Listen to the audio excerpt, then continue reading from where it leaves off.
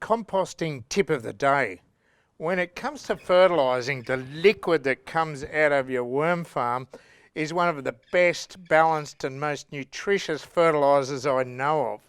Now you can wait for the concentrate to drip out, but I've worked out a process where you can speed that up greatly.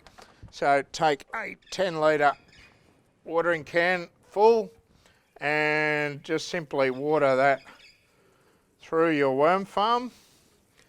And as the runoff goes through the farm, it's collecting not only nutrients but also beneficial microbes that come from the gut of the earthworms, as well as some valuable organic matter that will help add a bit of nutrient and water holding capacity to your soil.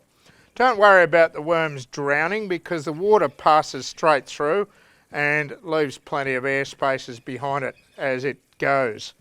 So once we've added that 10 litres of water, it's then simply a matter of putting the watering can underneath, waiting for that water to come through, open the tap, and you can hear it dripping out there.